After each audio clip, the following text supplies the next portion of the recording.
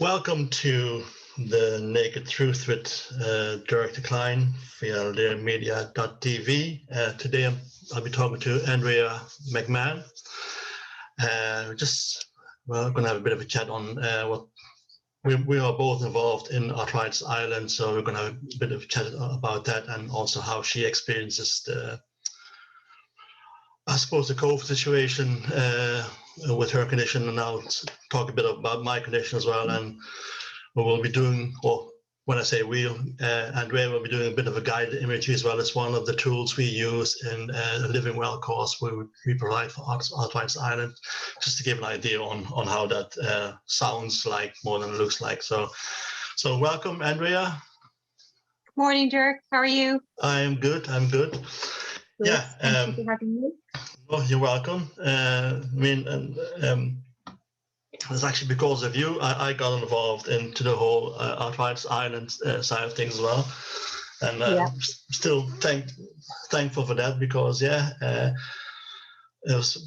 You asked me to join that course, that time, the Living Well course. It's about 3 or 4 years ago now. Yes, well, yeah, about 3 or 4 years ago, and it kind of changed my life a small bit. So, just if you can talk us through it, how did you get involved in this in Arthritis Ireland, and how did you get involved in providing the course or being a leader in the Living Well courses as well? Yeah. Well, I suppose initially it started very much like you in that I attended a course, and the lady that was given the course at the time approached me afterwards and asked if I would be interested in doing deliveries on a voluntary basis, but I was originally diagnosed with rheumatoid arthritis, which is, as you know, is an autoimmune disease, chronic illness, about 10 years ago now. And at the time, it was very difficult kind of to find any support or information really other than through Arthritis Ireland.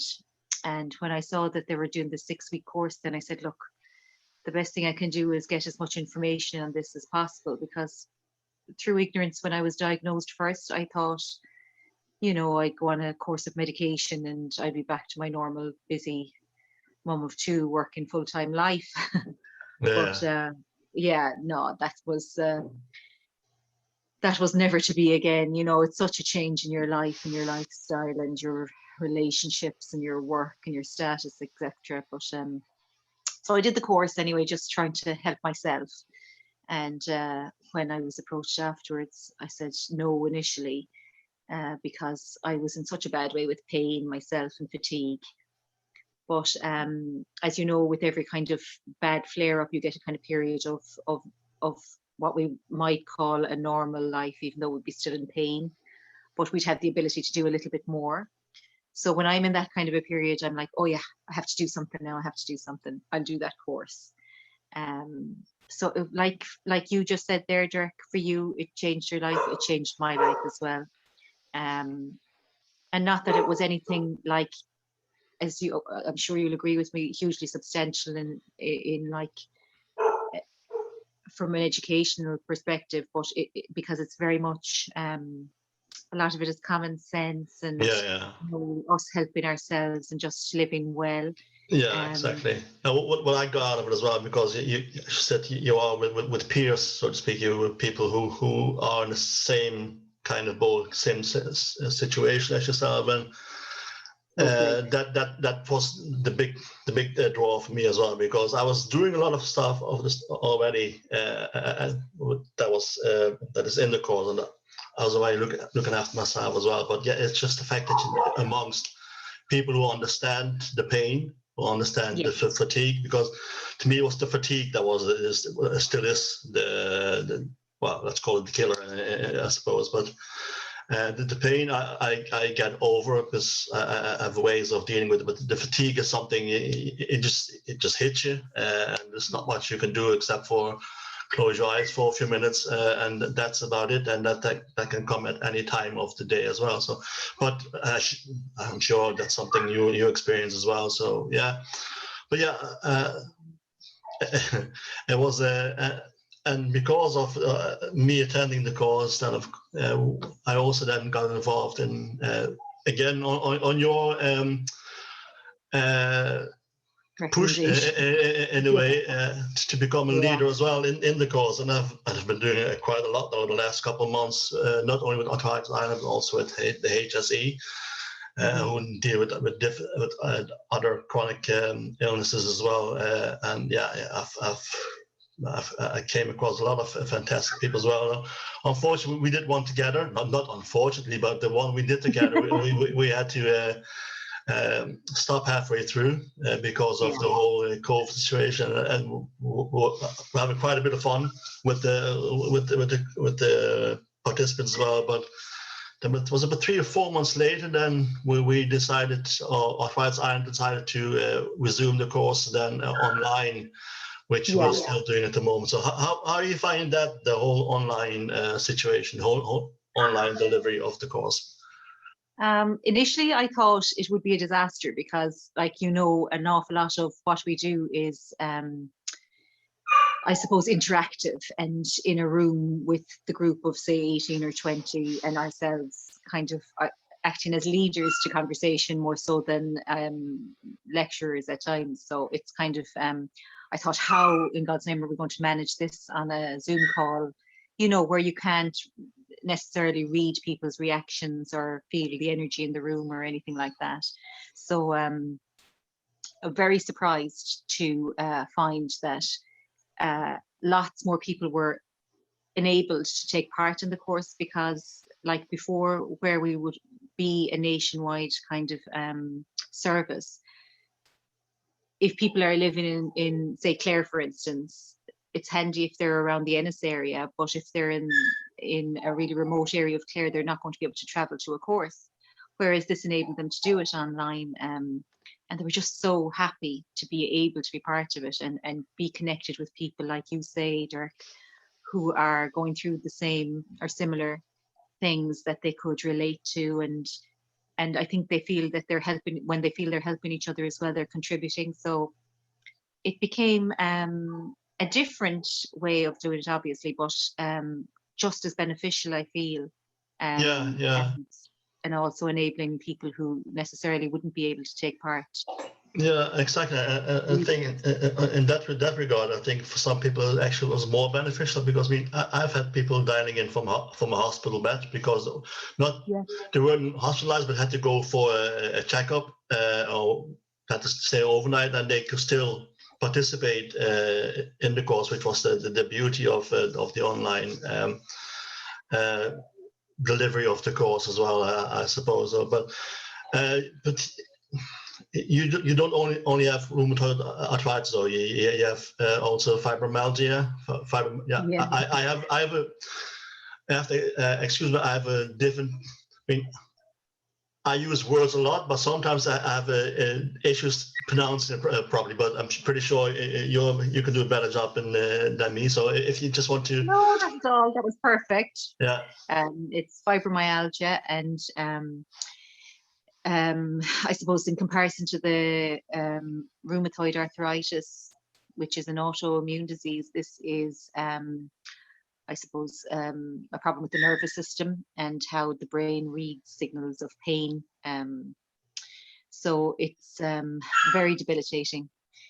Like you say, with your pain, I can as well kind of manage my pain now with the help of my medication, and my disease modifying drugs are helping with that. And you can use, like we're going to use later, a distraction technique, or different methods of distracting yourself from your pain or the intensity of the pain.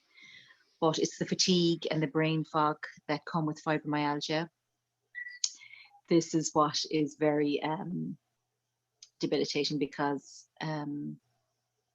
even though you're in pain constantly, you can't do anything really to help yourself if you're in that period of chronic fatigue, other than rest. And even though you're trying to rest, it's a vicious circle, really. You're in pain when you lie for too long, or if you stand for too long, or if you exercise for too long, or so you have to find a really good balance. Yeah. And maybe on a good day, not try to not overdo it, because you're going to end up in your bed for nearly 2 days trying to get over it, you know. So that's why I sometimes go wrong when I feel a bit okay. I often push myself that bit extra, which I really shouldn't, but that's just the man I am, as I suppose. Yeah, but yeah, I think no, that's but human. It's kind of human nature, isn't it, Dirk? When you're feeling it down, is, it is, it is. And go, I think maybe just a good thing to explain to people what an autoimmune system is. Well, an autoimmune is where your immune system fights you. More or less, they think there's infections there which there might not be, and they just send all these little soldiers to fight the infection which isn't there. That's in a nutshell more or less what an autoimmune system is. It's kind of working overtime for something that isn't really there, but the immune system says there's something wrong, and there's for a lot of them there's no there's no reason, or they don't know why it happens, or it just happens. But there's no there's still a lot of research being done in all areas to figure out the reasons why these things happen. So yeah, but yeah, I think they think that there's kind of a genetic predisposition to it, but some kind of a trauma, like a physical or a mental trauma, if there was like a bereavement in the family, or you know, even like a car accident is what they think might have kicked off my autoimmune. And like you say, then the body starts attacking itself internally, and it's an invisible disease, the same as fibromyalgia. So you look fine on the outside, as you well know. It's kind of like you can be on a good day walking out for your walk, and people will say, God, you must be great, you're looking grand, and blah blah blah, because it's an invisible disease. There are no symptoms. If you have a broken arm, people can see it and relate to it, but internally, like, our bodies are attacking themselves, and that's the crux of it, really. And that's it. But that's one of the main things. Well, people see you walking, and even when I was it last year or the year before, I went to the chemist and he said, "Oh, you're looking great. Have you been on holidays?" I mean, I was looking great because I had some time, because I was out all the time, because I had to walk just to kind of have a distraction for the pain as well. So I mean, I suppose that's one of the benefits of it. So you have to move a bit more. It's what I often say is use it or lose it. And the people, but this goes for not for only people with an autoimmune system. I think it would be a benefit for everyone to exercise or to go for walks. It doesn't have to be anything fancy. Just go for a walk every once in a while. Especially in Limerick, we were blessed to have such a great city with lovely areas and lovely, of course, the Shannon there as well. Yeah. So yeah, but as you said, the distraction is probably the one way of using it. Myself, I stopped taking the medicines for a few weeks because of I was supposed to get a vaccine. But 2 weeks ago, hasn't happened yet, but I got a call yesterday anyhow to say that maybe probably next week I'll get one. So I'll give it another few days. Otherwise, I have to start taking again, because it's I can feel it now. It's like the Wet Red Red song. I can feel it in my fingers and I can feel it in my toes. But yeah, that's half the fun of it, I suppose. But yeah, and as you mentioned, we are using the distraction technique. So if you want to give an example of, say, the guided imagery we use, and I would suggest anyone who's listening to this, once Andrea starts doing the guided imagery exercises, close your eyes, sit back and relax, and listen to the beautiful voice as well that will be thrown at you in the next few seconds. So it really does, even if there's nothing wrong with you, it kind of relaxes you. It's a nice kind of, you feel nice and warm afterwards. So would you like me to do, say, the body scan into it, just for relaxation? And yeah, that's fine. Okay. So like Dirk was saying, if you could get yourself into a really comfortable position, and close your eyes if that's the way you feel most comfortable, either sitting or lying down. The relaxation body scan here is just going to just give you a little bit of information on it. It kind of enhances the quality of your rest. It can help ease painful muscles, and it can also help you with shortness of breath. So not only does it relax the mind, but it also relaxes the muscles. So the first step in doing this is really to focus on your breathing. And then we scan the body from top to toe for tension, just in order to release the tension in each section of your body with your breath. So it's, like Dirk said, one of our distraction techniques that we use. And if you're comfortable, we'll begin. So allow yourself to begin to sink comfortably into the surface below you. Allow your eyes to close gradually. Turn your attention to your breath. Breathing in, allowing the breath gradually to go all the way down to your belly. And then breathing out. And again, breathe in and out. Noticing the natural rhythm of your breathing. Now allow your attention to focus on your feet, starting with your toes. Notice whatever sensations are there. Warmth, coolness, whatever is there, simply feel it. Imagine that as you breathe in, the breath goes all the way down to your toes, bringing with it new, refreshing air. And now noticing the sensations elsewhere in your feet, not judging or thinking, but simply becoming aware of the experience of your feet. Continue to allow yourself to be fully supported by the surface below you. Next, focus on your lower legs and knees. These muscles and joints do a lot of work for us, but often we don't give them the attention they deserve. So now breathe down into the knees, calves, and ankles. Again, noticing whatever sensations appear. Simply stay with the sensations, breathing in new fresh air. And as you exhale, release the tension, the stress, and allow the muscles to relax and soften.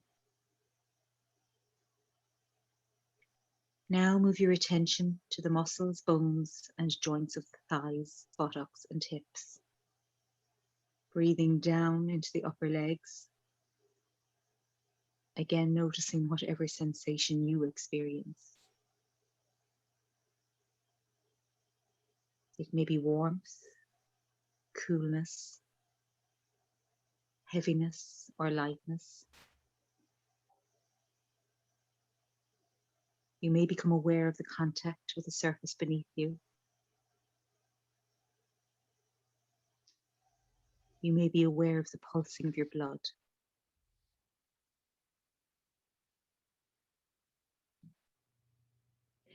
What matters is that you are taking time to learn to relax.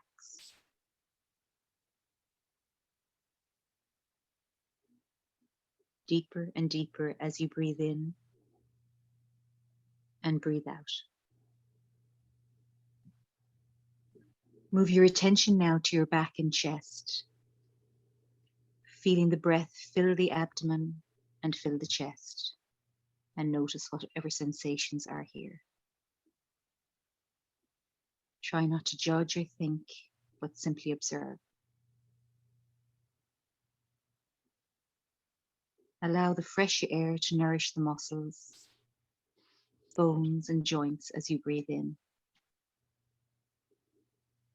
exhaling any tension and stress. Now focus on the neck, shoulders, arms, and hands. Inhaling down through the neck and shoulders, all the way to the fingertips. Not trying too hard to relax, but simply becoming aware of your experience.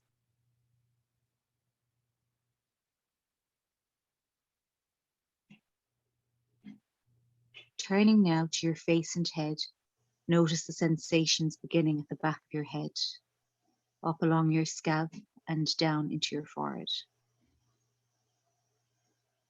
Become aware of the sensations in and around your eyes, down into your cheeks and jaw. Be present in the moment. Continue to allow your muscles to release and soften as you breathe in. Allow the nourishing fresh air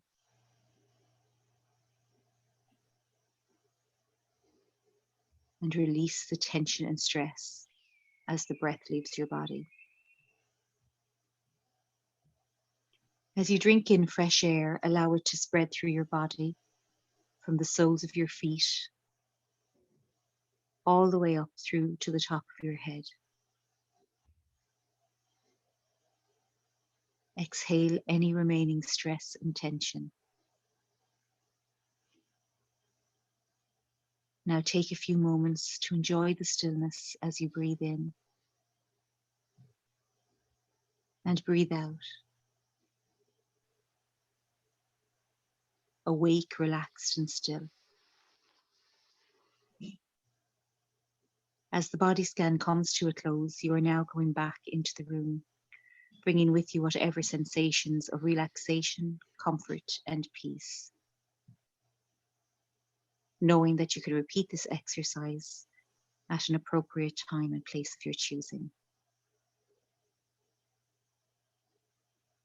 And when you're ready, open your eyes.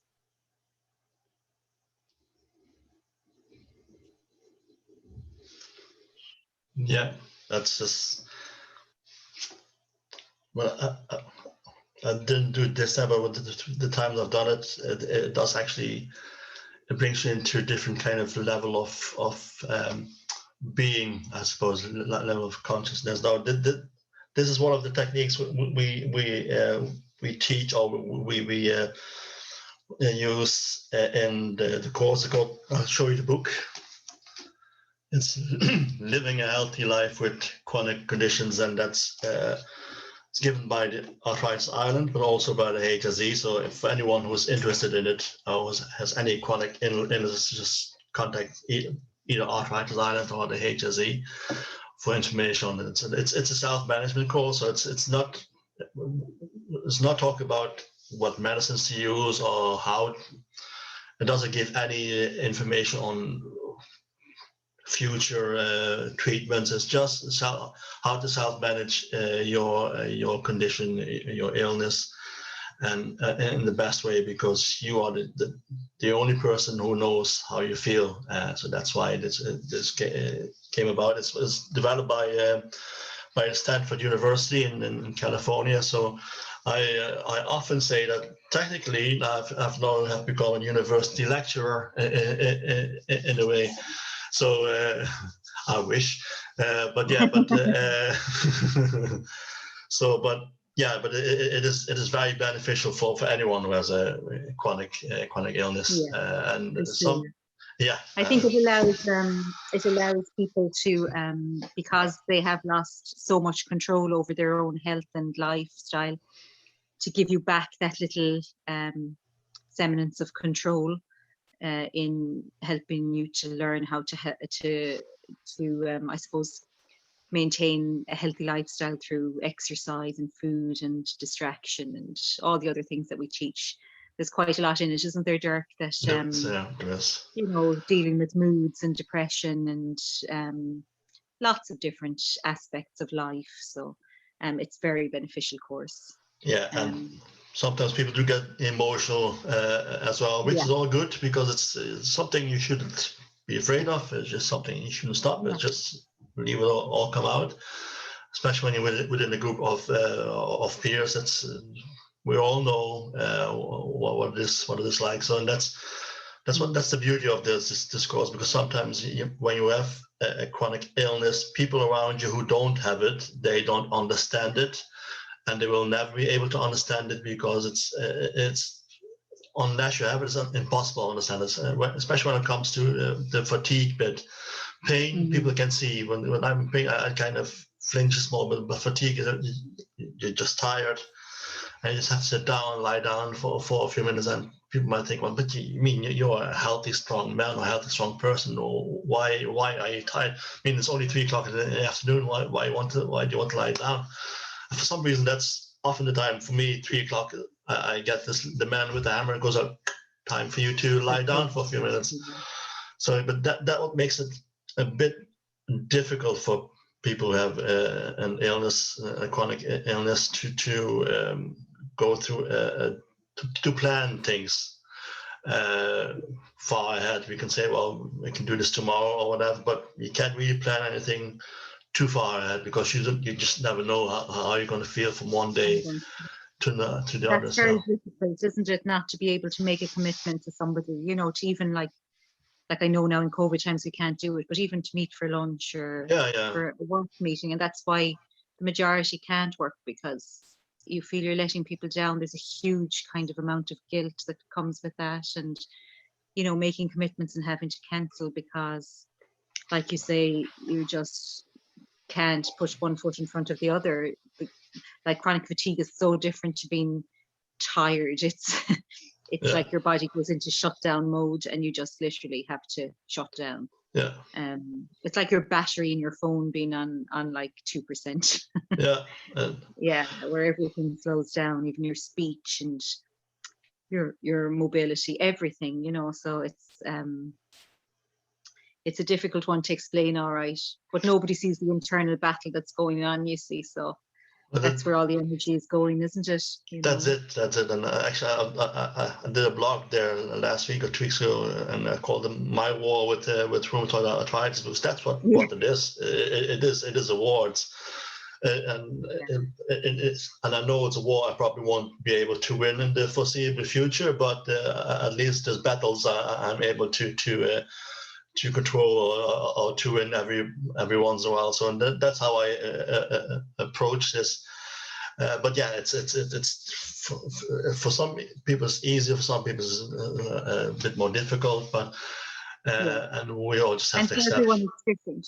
Yeah, for everyone exactly. It's different. Yeah. Yeah. You know. But that's often you get the questions as well as a leader about how come that person has way less issues than I have, and you have to explain. Well, it's like a bespoke program you have to do for yourself all the time, really, because you can't compare yourself with others, because that person might just look great and feel great now today, but in a few months' time, they might just be gone altogether. They might not be able to move for weeks. So it's very hard to determine when there's a good time and when it's bad time, especially when you have the flare-ups as well, which you mentioned earlier. That's just the kicker. Like sometimes you think you have a whole day and you felt great, and then often with me is around usually about 10 o'clock, just before you go to bed, you get this little man saying, "Hang on, you had a great day, but I'm going to ruin it for you for a small bit for the nighttime. So I'm going to keep you awake with pain." So, but with these distraction techniques, that's still one way of getting over it. Yeah. Not all the time either, but these are some, because there's different techniques. You could listen to music, you read a book. Yeah.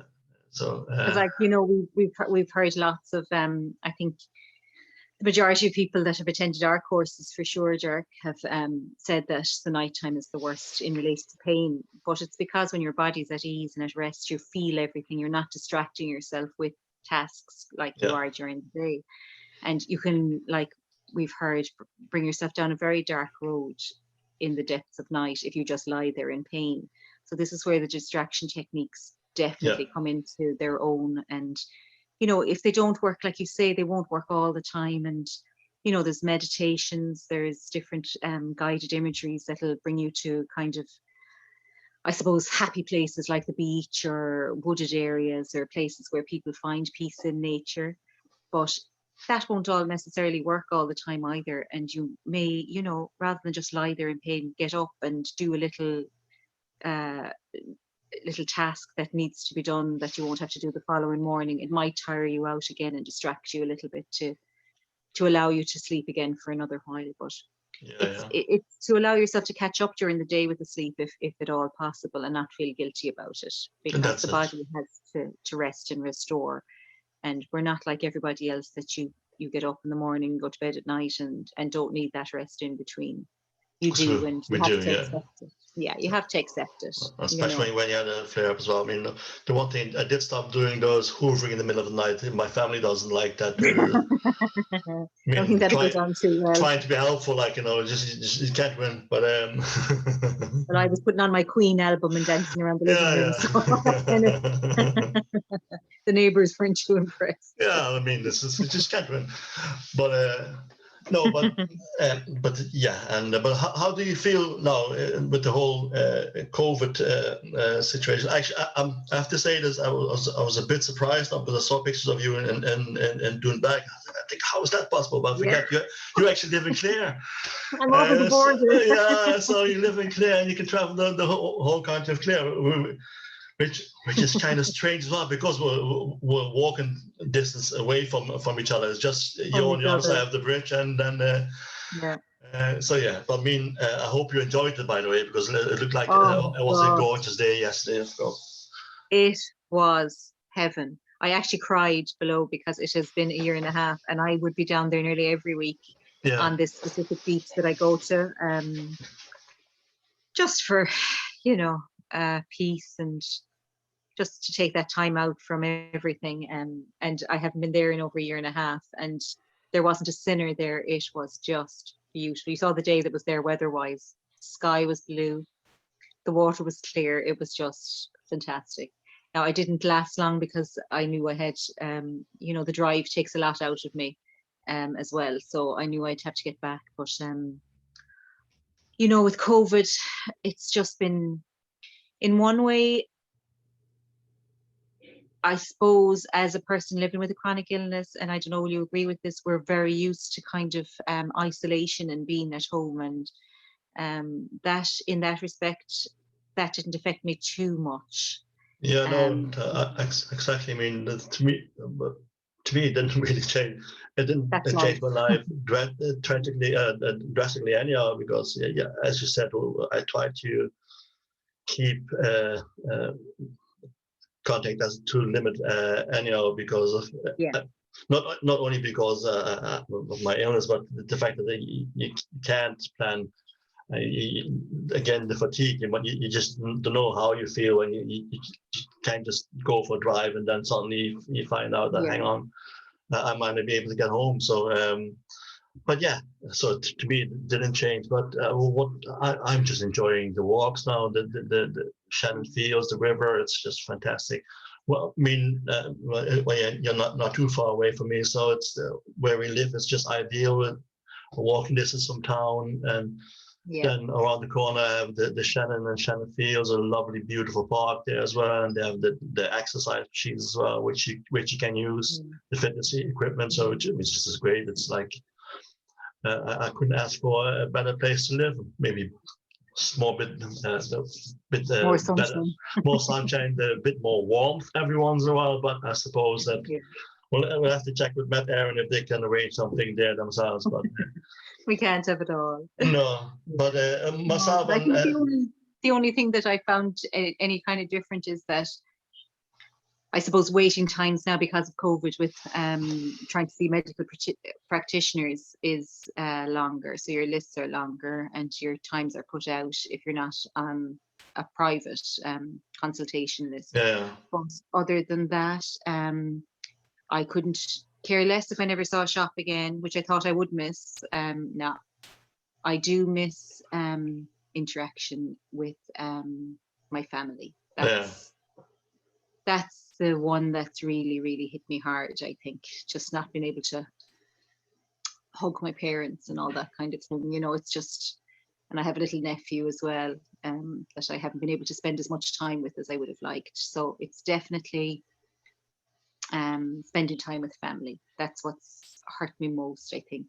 Yeah. And No, but I feel that because not so much here, but for my family in the Netherlands, I have two nephews. They are the baby girls in the last couple of months, and I have been able to go over to say hello. Or I haven't been over to say hello to my family in the Netherlands at all, like our friends, which I would usually do about at least once a year, but it just hasn't happened this year. So, but luckily we do Zoom with my sisters mainly, not so much with my brother, but he rings though.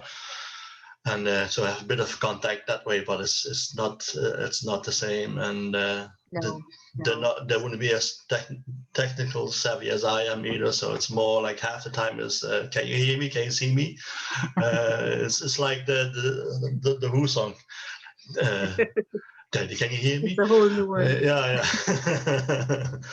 So, but it's just what it is. So we just have to accept it, and this too will pass, as they say. So I'm not too worried about that. But as I was going to say, myself and Andrea, we are the Limerick brand committee for Arthritis Ireland, and we will be doing some fundraisers in the next few weeks, few months, and I hope to get support for all of you listening and watching this as well later on. So, but we'll send out the plans and what's going to be over the next few weeks anyhow. So, but I'm kind of looking forward to that because it kind of gives me a bit of a purpose as well of doing something again. I mean, one of the plans is I don't mind saying it's actually going for, since I mentioned the Shannon earlier, to go for a swim in the Shannon, and I'm planning to swim all the way from Limerick to Clare and back, which will you're a brave man. Yeah. Which of course sounds like a whole marathon, but it's really not that far. It's just across the river, really. But yeah, but there's something I'm looking forward to. I'm kind of started training a small bit for it as well, just a bit of exercise and stuff like that. So yeah, but we will be providing details of those things later on in the next few weeks anyhow. So yeah, it's great talking to you, Andrea. If you, as always, thanks, sir. Yeah, and I don't even have to feel guilty saying this, but Andrea comes from a beautiful family. I won't even get in trouble for that because I am married to her cousin. So I mean, I'm only reaffirming the things that is there anyhow. So, but it was great. It was great talking to you, and we'll see each other again anyhow through all things of arthritis. So yeah, hopefully we'll be able to get back into our committee meetings and our planning face to face rather than on Zoom. It'd be great again. Yeah, face to face with a cup of coffee in front of us, and maybe a bit of a scone or something. A big scone, yeah. The simple pleasures, sir. Yeah. But that's it though with this whole thing. That's what you're looking forward to now. Like, but before, if I would even go over to the Netherlands for visits, I wasn't always just for my family. It's really for the big things like my favorite restaurant, the Greek restaurant, where I would have a 3-course meal, but no, it's just if you can sit down somewhere on a terrace with a cup of coffee, a scone, or Danish pastry. It's having, even sit down in hook and ladder for a cup of coffee. Yeah, that's all you can ask for. Good company and the simplest of things. That's all you want, isn't it? Good conversation and nice company. Yeah, I don't, and it doesn't get more simple than me anyhow. So so there you go. I think that was lost in translation. Will you stop? Yeah. But All no, right. it was and by the way, you still singing as well, yeah? You sing for the funerals as well? Yeah, still singing. That for me now is kind of, you love music yourself, so you know how much of a therapy it is. So Yeah. I suppose, unfortunately, at the moment, because of the funeral situation, it's very, very difficult for people to bury and mourn their dead. So there's only 10 people allowed into church to participate in funerals. So I sing at those funerals then, just to kind of help them, I suppose, process and they choose kind of there would be a lot of hymns that would be standard mass hymns, but people get to choose special songs then that would have been very meaningful to the people that have passed. So I'd learn those and sing those for them as well. So yeah, it's just about, I suppose, being there for people again, isn't it? And trying to help people in really difficult times. Yeah. But in doing that, I help myself, with the music, Dirk. It's just my therapy. Like, I love it. Yeah. I love it. I Yeah. mean, So, and yeah, I mean, that's what it is. Like, music suits a savage beast, they said. I mean, but that also means savage beast within you, like when there's an illness there, it does that as well. So yeah, it's good. It's good. Okay, well. So thank you so much for No having me problem. on. I'm sure anytime you need anything, give me a shout. Yeah, I will do. And maybe some stage we might do this again when there's more of activities going on again for Arthritis Island, where we just kind of chat, let people know as well via this way, and via their media.tv. It's going to be broadcast on their YouTube channel as well. So as it will be on my own one. So.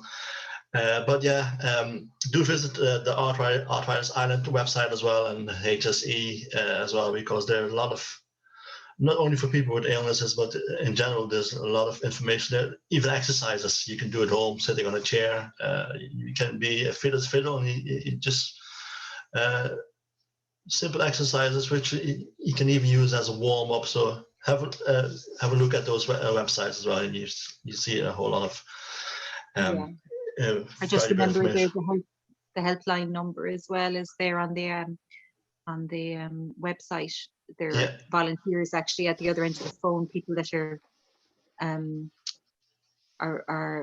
people that are living with chronic illness as well themselves, that are there to help you in every respect. And that the details for the helpline number on the website as well, aren't they, Dirk? Yeah, they are.